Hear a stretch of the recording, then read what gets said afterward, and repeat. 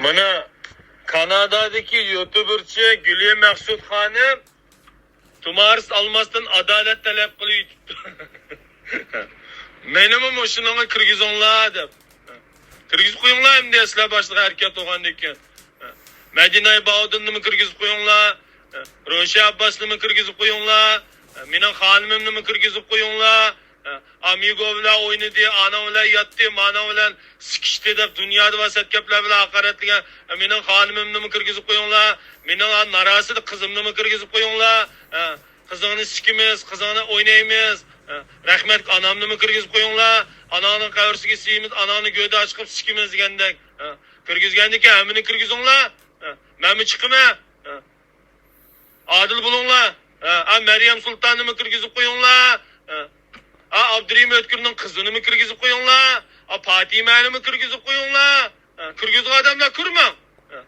Türkiye'deki IT mektepte okuyan narasida kızala nimete arkadaşlar mektubda okuyan basqonchilik uçurgan cinsi parakendilik uçurgan narasida kızını mı uçurup koyunlar? Kırgızıp koyunlar. Kırgızma insanlar köp. Meni Kırgızonlar.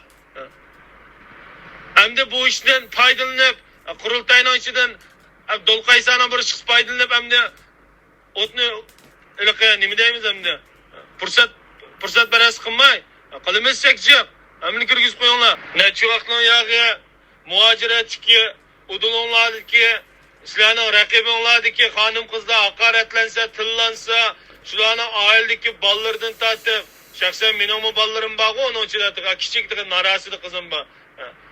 Hemen esmen saklap koygan turuptu onu. Şulardan tabi şunda setgepler bile hakaretlense, hatta ailemge beddualar kılınsa, ballarımge beddualar kılınsa, şulara karşı durmak tügül boktu o. Parmak verip, layık verip şu insanlarını kollagan, acaba Kırgızma etkensizler o. Acaba Kırgızma etkensizler o. Muşumaslarının adaletınla, muşumaslarının hakkaniyetçiliğinle, kurup kessin ondak adalet, ondak hakkaniyet, ondak mitu, pitu. Eğer o kılıdıgan şey olsak, çugaylı emmini. Sen anı kıldın, ben mani kıldım, hemiz çıksın. İlgir kiyinlik meselesi var bir yerde. Bu Türk hanım, İngiliz hanım, ula Adem, bizden aile tavabatlarımız Adem emez mi ki ya? Bizden hanımımız, bizden ballarımız, benim kızım, benim abam.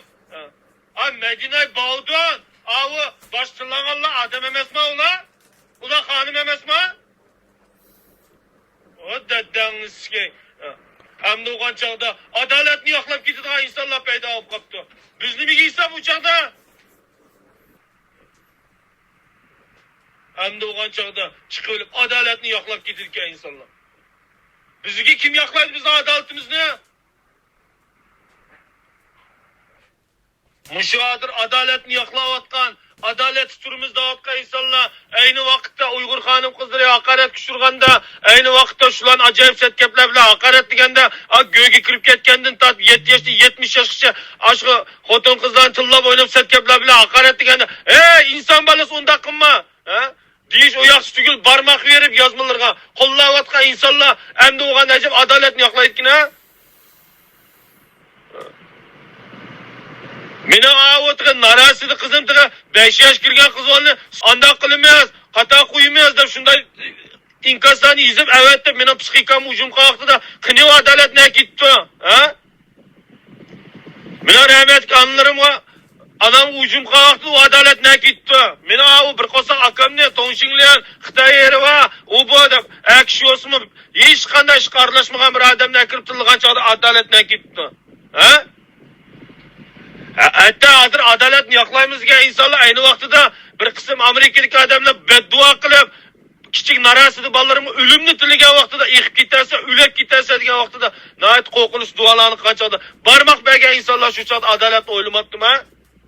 Aynı vaxtida sen bir oshxona tomoq yeb rasmga tushgan, shu Medina Bağdandan tortib, shu kellar degan Roşa Abbas, shu yana so'zsang gapcha Nurg'un Uyg'ur xonim qizlari va bu yerda shular tillanganda, shular haqoratga uchragan bu adaletlarni ketdi. Bu adalet fakat sizlar menfaatin kelganda adalet, udulunga chiqqan chog'da bo'lmaydigan adalet olsa qurib kelsin onda adalet. Ko'ta onda adalet.